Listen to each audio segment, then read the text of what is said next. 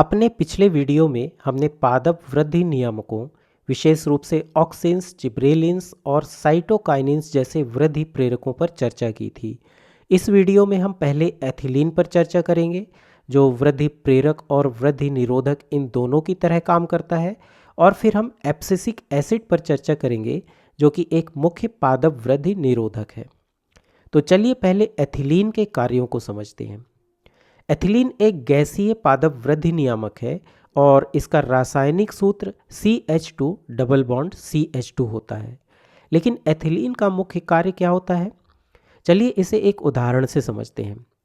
मान लीजिए कि आप एक पके हुए केले को कुछ कच्चे केलों के बगल में रख देते हैं, तो कुछ दिनों के बाद आप देखेंगे कि कच्चे केले भी पक गए हैं। ये कच्चे केले पौधे में लगे हुए नहीं थे, फिर भी ये पक जाते हैं। अब आप सोचेंगे कि यह कैसे संभव है? तो ऐसा एथिलीन के प्रभाव के कारण होता है, क्योंकि एथिलीन गैस फलों को पकने के लिए प्रेरित करती है।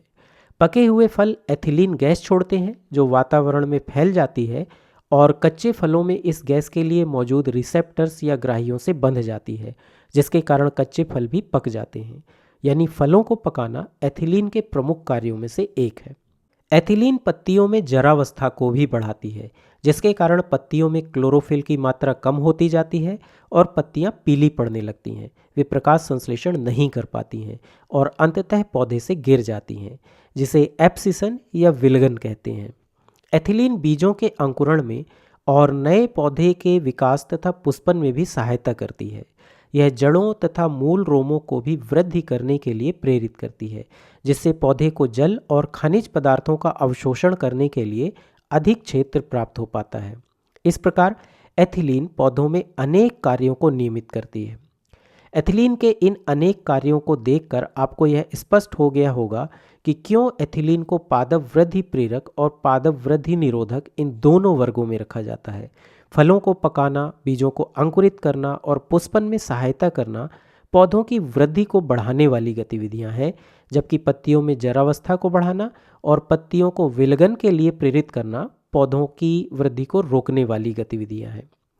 चूँकि एथिलीन एक गैसीय पादप वृद्धि नियामक है, इसलिए इसके विभिन्न प्रकार नहीं हैं, लेकिन यह पौधों से कुछ विशिष्ट परिस्थितियों में मुक्त होती है। जैसे जब पौधों की पत्तियां पुरानी पड़ जाती हैं और गिरने की प्रक्रिया में होती हैं, तब एथिलीन का उत्पादन बढ़ जाता है, जिससे पत्तियां आसानी से पौधों से अलग हो जाती हैं, जिसे लीफ एब्सेशन या पत्तियों का विलगन कहते हैं। इसी तरह जब पौधे का कोई भाग क्षतिग्रस्त हो जाता है या उसमें कोई संक्रमण हो जाता है, तब ऐसे क्षतिग्रस्त भाग में भी एथिलीन का उत्पादन बढ़ जाता है, जो उस भाग को पौधे से तेजी से अलग करने में सहायता करता है। इसके अलावा फलों के पकने के दौरान उनसे काफ़ी अधिक मात्रा में एथिलीन गैस निकलती है और कच्चे फलों को पकाने में मदद करती है। और कुछ पौधों में फूल खिलने और बीजों के अंकुरण के समय भी एथिलीन का उत्पादन होता है।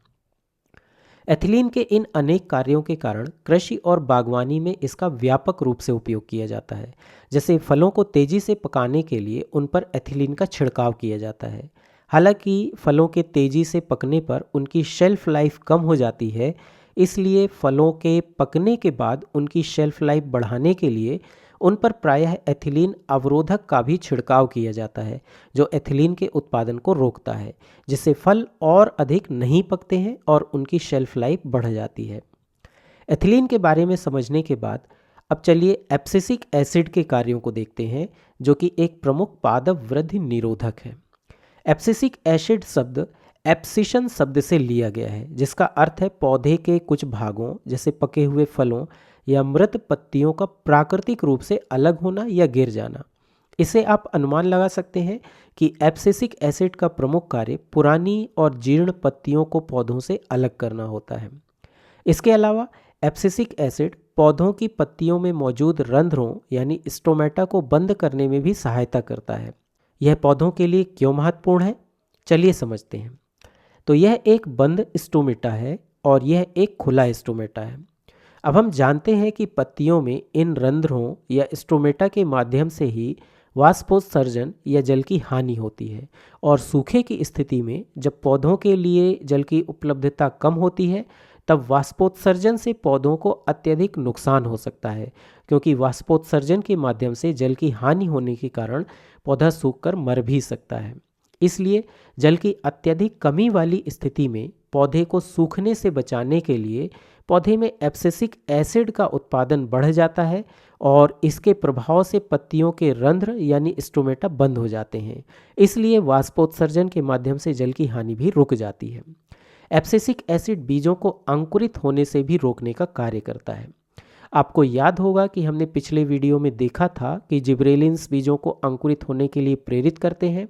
एब्सिसिक एसिड इसके ठीक विपरीत कार्य करता है और बीजों को अंकुरित होने से रोकता है। इसके लिए यह बीजों की डॉर्मेंसी यानी प्रसुप्ति को प्रेरित करता है, जिससे बीज वृद्धि के लिए निष्क्रिय बने रहते हैं, वे अंकुरित नहीं होते हैं। और यह सामान्यतः प्रतिकूल परिस्थितियों में होता है। यानी एब्सिसिक एसिड यह सुनिश्चित करता है कि जब तक बीजों के विकास के लिए अनुकूल परिस्थितियां उत्पन्न नहीं हो जाती हैं, तब तक बीज निष्क्रिय बने रहें। इसके अलावा एब्सिसिक एसिड पौधों में फलों को पकने से भी रोकता है।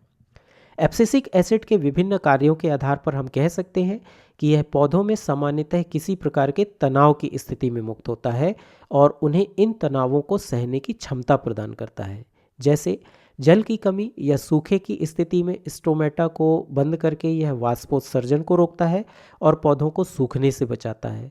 इसी तरह यह विषम परिस्थितियों में बीजों की प्रसुप्ति को प्रेरित करके उन्हें नष्ट होने से बचाता है। यह पौधों को अत्यधिक लवणीय या उच्च तापमान जैसी तनावपूर्ण स्थितियों का सामना करने में भी सहायता करता है।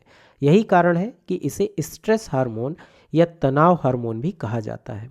ठीक है, अब क्या आप किसी ऐसे कारण या किसी ऐसी स्थिति के बारे में सोच सकते हैं जब पौधों पर कृत्रिम एब्सिसिक एसिड का छिड़काव किया जा सकता है? क्या आपको लगता है कि कृषि और बागवानी में कभी ऐसी स्थिति उत्पन्न होती है? इसके बारे में सोचिए।